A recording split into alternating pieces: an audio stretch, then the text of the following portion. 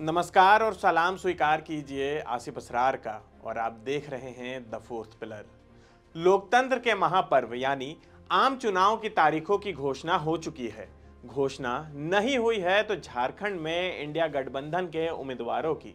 गठबंधन के बड़े नेता देरी की पीछे की वजह को गठबंधन की रणनीति बता रहे हैं, लेकिन फिलहाल अखबारों और सूत्रों का रुख करने के बाद यही समझ में आ रहा है कि इंडिया गठबंधन में सीट शेयरिंग को लेकर तालमेल नहीं बन पा रहा है। कांग्रेस विधायक दल के नेता आलमगीर आलम ने कहा कि झारखंड में महागठबंधन में शामिल दलों में सीटों पर समझौता हो चुका है। महागठबंधन 7-5-1-1 के फॉर्मूले पर चुनाव लड़ेगा।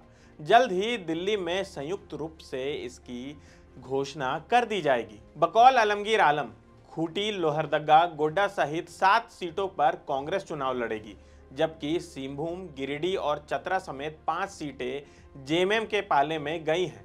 कोडरमा, भाकपा माले और पलामू सीट पर राजद चुनाव लड़ेगी। खबर यह भी थी कि पलामू और चतरा सीट पर राजद ने अपनी दावेदारी पेश की थी। इस पर मंत्री आलमगीर आलम ने कहा कि राजद को सिर्फ एक ही सीट मिलेगी। वहीं उम्मीदवारों की घोषणा में हो रही देरी पर उन्होंने कहा कि यह हमारी स्ट्रेटेजी का हिस्सा है। हम अपने उम्मीदवारों को थकाना नहीं चाहते हैं। फिर भी समय से काफी पहले सभी उम्मीदवारों के नाम की घोषणा कर दी जाएगी। वहीं कांग्रेस विधायक दल के नेता आलमगीर आलम के इस बयान को झामुमो ने नकार दिया है। झामुमो का कहना है कि यह उनका अपना बयान है, यानी कि यह उनका पर्सनल बयान है। अभी सीट शेयरिंग पर फैसला नहीं हुआ है। इस मामले में झामुमो के केंद्रीय महासचिव विनोद कुमार पांडे ने कहा, अभी भी सीट शेयरिंग पर फैसला नहीं हुआ है। यह आलमगीर आलम की व्यक्तिगत राय है। इंडिया गठबंधन में सीट शेयरिंग फॉर्मूले को लेकर कमेटी बनी हुई है। कमेटी के स्तर पर बातचीत पूरी हो गई है। उसने अपनी रिपोर्ट भी सौंप दी है। इंडिया गठबंधन जल्द ही इसका घोषणा करेगा। उसमें तय हो जाएगा कि झारखंड में कौन पार्टी कितने सीटों पर चुनाव लड़ेगी और कौन कौन सी सीटें किसके खाते में आएंगी। उसके बाद झामुमो के उम्मीदवारों की घोषणा की जाएगी। उन्होंने कहा कि अभी तक इंडिया गठबंधन की ओर से झारखंड के सीट शेयरिंग को लेकर कोई भी आधिकारिक घोषणा नहीं की गई है। जहां आलमगीर आलम ने कहा कि कोडरमा सीट भाकपा माले के खाते में जाएगी, लेकिन भाकपा के पूर्व राज्य सचिव भुवनेश्वर प्रसाद मेहता का कहना है कि वे अपने बात पर कायम हैं। महागठबंधन हजारीबाग सीट दे न दे, भाकपा हजारीबाग में अपना उम्मीदवार जरूर उतारेगी। सीट शेयरिंग की औपचारिक घोषणा होने के बाद वे अपना पत्ता खोलेंगे। इतना तय है कि हजारीबाग सीट नहीं मिलने की स्थिति में 5 से 8 सीटों पर भाकपा चुनाव लड़ेगी। एक तरफ भाजपा को झारखंड में उम्मीदवारों को उतारे हुए 15 दिन से भी अधिक हो गया है और इधर गठबंधन आपस में ही तालमेल बिठाने में कामयाब नहीं हो पा रही है।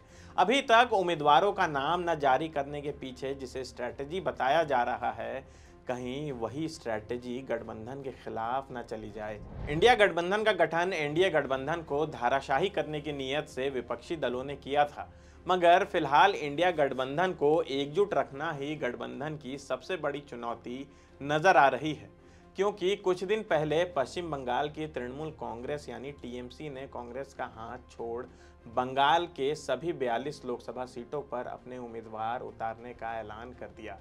तो वहीं झारखंड में भी इंडिया अलायंस में अभी तक लोकसभा चुनाव के लिए सीट शेयरिंग को लेकर फैसला नहीं हो पाया है। फिलहाल राजनीतिक प्रांगण में गठबंधन के मैनेजमेंट में एक चूक तो साफ तौर पर देखी जा सकती है। कहीं ऐसा ना हो कि गठबंधन अपने ही मकड़जालों में फंसा रह जाए और चिड़िया दाना चुग जाए और फिर गठबंधन को पछताना पड़े। तो फिलहाल इस वीडियो में इतना ही। आप देखते रहिए द फोर्थ पिलर। धन्यवाद।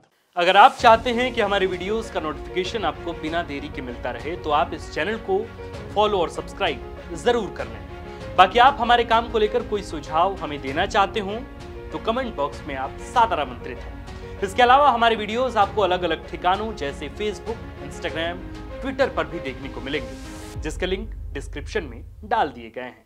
शुक्रिया।